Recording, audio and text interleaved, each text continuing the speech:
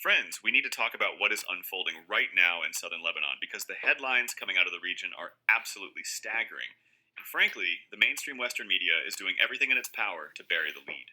We are getting confirmed reports that the occupation forces have walked straight into what many military analysts are already calling one of the largest and most devastating ambushes in the entire history of their military apparatus. Yeah, but In a scene of absolute chaos and panic, initial assessments suggest that up to 1,000 occupation soldiers have been completely encircled and decimated in a meticulously planned trap set by the Lebanese resistance near the city of Tyre. This is not just a tactical setback, this is a strategic catastrophe that has sent shockwaves through the command rooms of the occupation. The scenario was almost predictable to those who have been watching the terrain. Over the last several days, the occupation brass, drunk on their own propaganda and desperate for a victory to show their battered domestic public, issued sweeping evacuation orders for the entire city of Tyre and declared all areas south of the Zerani River a combat zone. Believing they had successfully softened the ground and cleared the path, they began moving massive columns of mechanized infantry and armor northward, specifically into the rugged terrain surrounding the historic Beaufort Castle and the deep wadis of the Litani River basin. They thought they were advancing into a vacuum. They were walking straight into a kill box. The Lebanese resistance, leveraging their intimate knowledge of the local geography, specifically the olive groves and dense undergrowth of the Zautar al-Sharqiya area and the strategic ridgelines overlooking the Litani, waited for the occupation columns to become fully committed before springing the trap. Using a coordinated barrage of rocket artillery and precision drone strikes targeting the head and tail of the convoy, the resistance collapsed the route of advance, effectively severing the frontline forces from their rear support. As the occupation soldiers scrambled to find cover among the ancient stones of the castle and the riverbanks, they found themselves caught in a deadly crossfire of anti-tank missiles and shoulder-fired rockets. Reports coming from the ground indicate that Merkava tanks were hit and destroyed in quick succession, while engineering vehicles and troop transports were turned into burning coffins blocking the narrow roads. The occupation has been forced to admit to some of the heaviest losses they have sustained in a single engagement, admitting in their official statements to the killing of one soldier and the wounding of four in just one of the many simultaneous strikes, but we know the true numbers are far, far higher, given the scale of the entrapment. This is the price of arrogance. This is the result of a military machine that relies on brute force and air power against a determined resistance fighting on their own soil. And as we dig deeper into the details of this unfolding disaster, you are going to see the full picture of how the occupation is now desperately lashing out, and why the so-called ceasefire is nothing more than a sick joke. Before we move deeper into the hellscape that southern Lebanon has become and the absolute diplomatic meltdown happening in Washington, I need you to do something. Shalom, call halal Yahweh Shemi Shabbat Shabbat Kadash. Double honors to the elder apostles and elder bishops of Great Millstone, even the elders that came before them that taught us the truth. Shalom and salutations to all the brothers out pushing the word and truth and in sincerity, the hopeful elect tabernacle of David. The elder Yashawan back with the WW3 Daily update. Shalom and salutations to you all. This word here, trap. They mentioned the word, let's get it. This is Jeremiah 51:12. In the King James, it says, set up the standard upon the walls of Babylon, make the watch strong, set up the watchmen, prepare the ambushes. Okay, prepare those laying ambush. Okay, set up an ambush. Babylon is over there getting ambushed. Prepare the ambush. Okay. It says, post more guards, have soldiers watch the city and set up ambushes. For the Lord hath both devised and done that which he spake against the inhabitants of Babylon, which is talking about the good old USA. Anyway, is there more here? After you pay the toll and you can continue. If you are disgusted by the hypocrisy of Western imperialism, If you support the right of people to resist occupation, hit that like button right now. But more importantly, I need you to drop a comment. Write a single dot if you have to, but write something. The algorithm suppresses independent journalism, and I need you to push back by engaging. And if you are tired of the lies and want real, unfiltered, honest reporting, hit subscribe and turn on the notification bell. Because the only way we beat the propaganda machine is by building our own network of truth. Now, let's get back to the slaughter. What makes it Fair use. Fair use. Fair use. We'll be getting paid for this. All right. Teaching purposes only. ambush and tire so strategically devastating for the occupation? What did he say? Say it again, please. Now, let's get back to the slaughter. What makes this ambush and tire so strategically devastating for the occupation is not just the body count, but the manner in which it exposes the fundamental rot within their military planning. In the days leading up to this catastrophe, the occupation high command had been broadcasting their intentions with the subtlety of a sledgehammer. They had already seized the Beaufort Castle, a strategic hilltop fortification that overlooks the Litani River, and they were parading this capture as a massive victory, even raising their flag over the ancient fortress. This arrogance blinded them to the reality of the situation. Believing they had established a security zone, they pushed reconnaissance units across the Litani and into the towns north of the waterway, including Shkif, Arnoun, and deep into the outskirts of Nabatea. It was here, in the overgrown terrain and the tight urban confines of villages like Zautar al-Sharqiya, that the Lebanese resistance was waiting. The resistance fighters used the rugged landscape to their advantage, allowing the occupation armor to advance past hidden firing positions before emerging from underground bunkers and pre-sighted artillery positions to strike the vulnerable sides and rears of the slow-moving columns.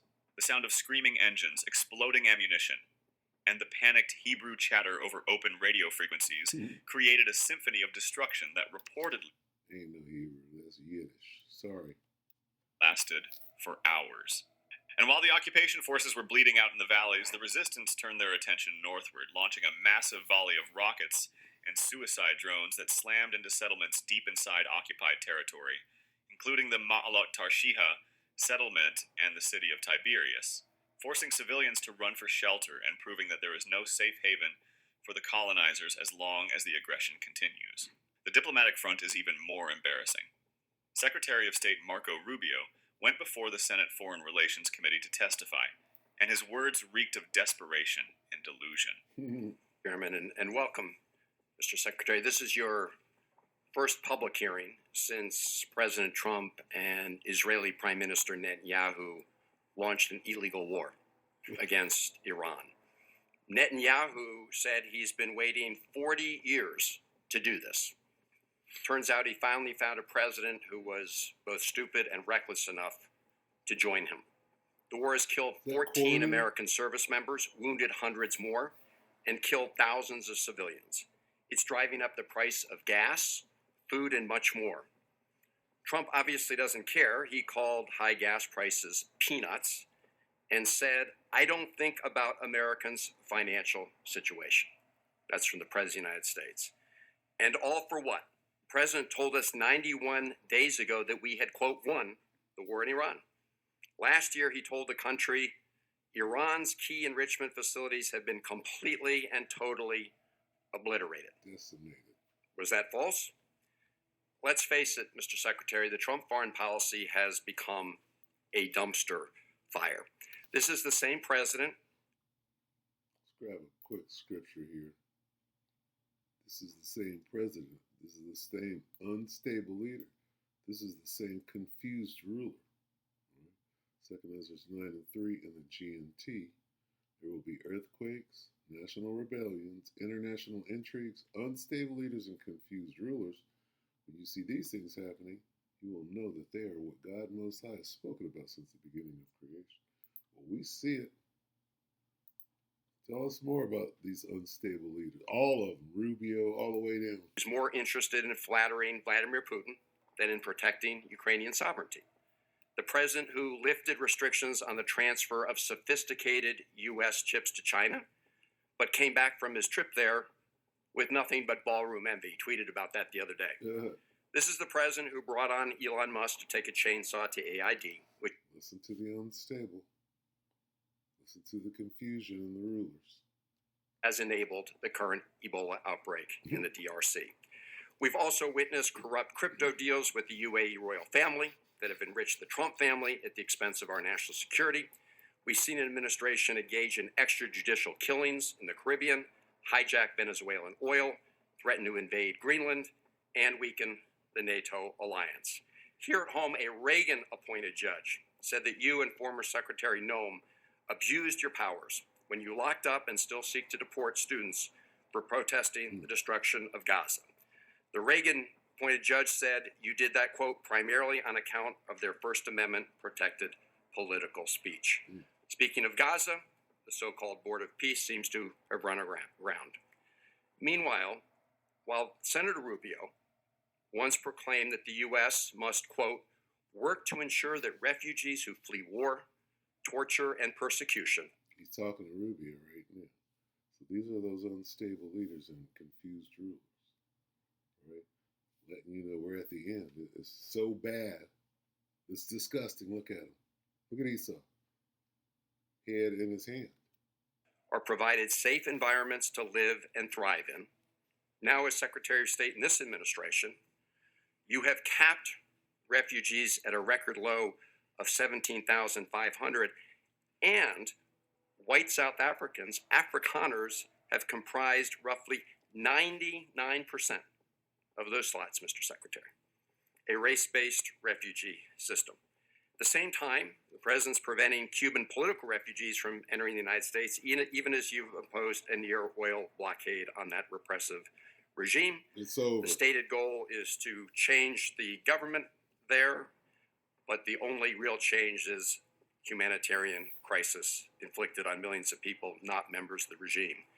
And in that regard, Mr. Secretary, I have a question for you regarding the designation of Cuba as a state sponsor of terrorism. On the very first week, at least, of this administration, the administration reinstated that.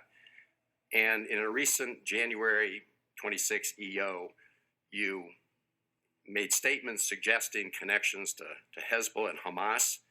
The previous administration did a thorough review with the intelligence community and concluded that there was no evidence that Cuba was engaged in ongoing state sponsor of terrorism. Did you find new evidence to support that conclusion? Well, first of all, let me just say that's your question, but you made this long statement of which I disagree with most of it. We won't have time to address every point that you made. So let's stick to Cuba specific, because that's the question that you asked. Cuba has sponsored terrorism and it's been supported groups. For example, He's an expert in Cuba. That's where his people are from. Little Marco. Whatever they call him. virtually every left-wing, radical, violent terrorist group in the Western Hemisphere has at some point relied on support from Cuba. The ELN, the FARC dissidents, including them, have been involved there. We also know, for example, that Cuba continues to host because we set it all up. We know all of this about Cuba. We set it all up. substantial collection intelligence sites on behalf of We know everything about Saddam Hussein. We set it all up. Chinese and the Russians. But you look at the region and you look at all of these leftist Marxist terrorist organizations, all of them, in many cases, Mr. got their Secretary, money if I from can the move on. Cubans. I noticed you did not answer my question, because my question specifically related to whether there was new evidence to support that conclusion. I can just tell you. Why would I need new evidence? Because you're claiming that they're a state-sponsored terrorism, suggesting they're ongoingly involved in that. My final question to you, Mr. Secretary, relates to the... This brings us to the cynical farce that Washington and Tel Aviv are trying to pass off as a partial truce. Just hours before this massive ambush, U.S. President Donald Trump was on his social media platform claiming he had secured a ceasefire, that the shooting would stop, and that the occupation had agreed not to strike Beirut. But as we have seen time and time again, the words of the occupation leadership are worth less than the paper they are written on.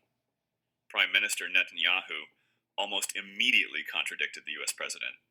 Nick Fuentes was spot on in the matter.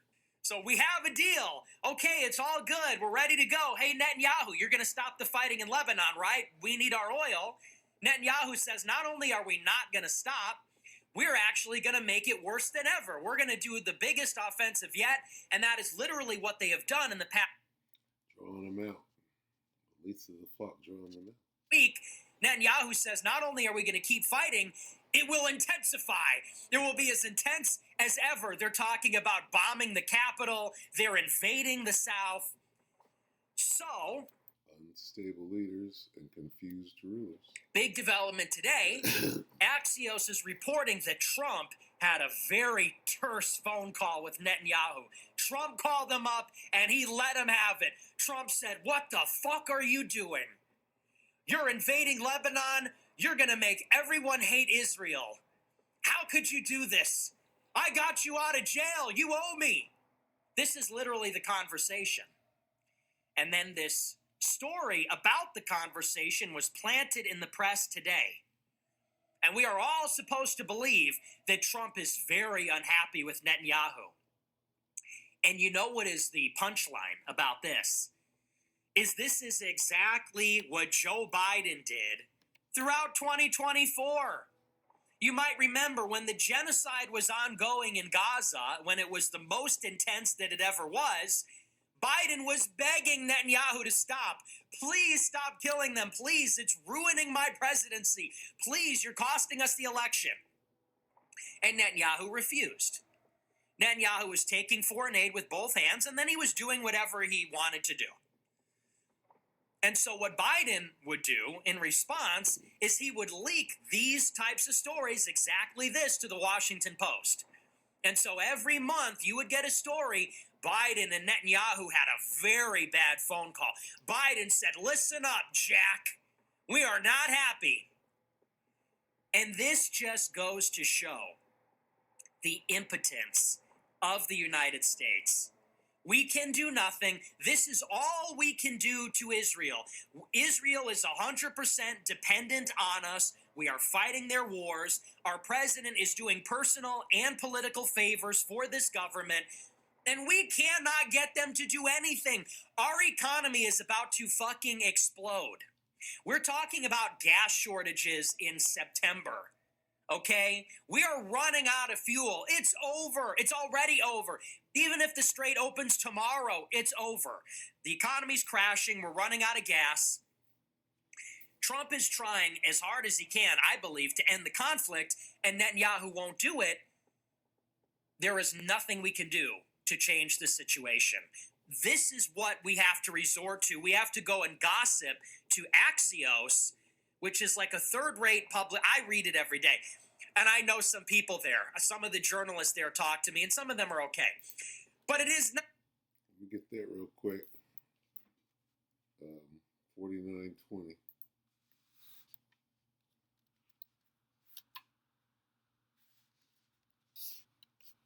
Jeremiah 49, verse 20. Concerning Edom.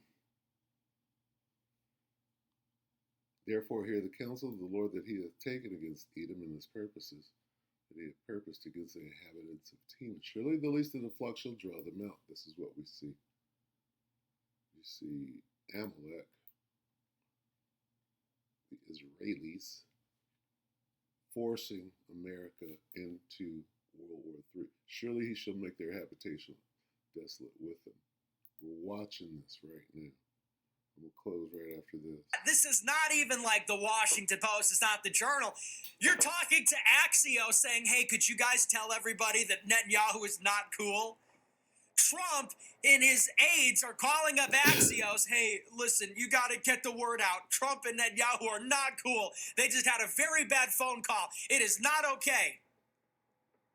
Because we can do nothing else. We can't take their money. We can't sanction them. We can't put a blockade on their economy.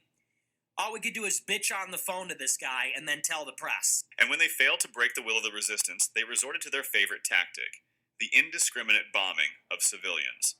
Over the past 72 hours, occupation warplanes have not stopped pounding the towns and villages of southern Lebanon. They have targeted everything from residential buildings in the Tyre district to the vicinity of the Nabi Berri Governmental Hospital, causing widespread material damage and a state of panic among the sick and wounded. So what's the result of their strikes? more strikes. They're going to, Iran is going to start striking different places in the region, expanding the war. Okay. Turkey can't wait to get in, right? Because they know that whatever's happening around them is going to happen to them next, right? And everybody can read the handwriting on the wall. So I'm going to go ahead and close right here. You see where this is going? Where's it going? I haven't got out like this in a while. Revelation 11 and 14, and it doesn't matter what version. The second woe is past, and behold, the third woe cometh quickly. All right, so it's a pretty informative, open-minded thinker. It's an hour ago, so everything is up to date, up to the hour. Shit. Since March alone, the Lebanese Health Ministry confirms that over 3,400 men, women, and children have been slaughtered by these bombs, with more than 10,000 wounded, and yet the world's self-proclaimed leaders continue to wring their hands. Unstable leaders and confused rulers. Right? Unstable leaders and confused rulers. Right? You know we're at the end. And more weapons to the aggressors. The fighting is not isolated to... All right, so with that, I'm going to go ahead and close. We pray that the elector edified your brothers and sisters. Shalom.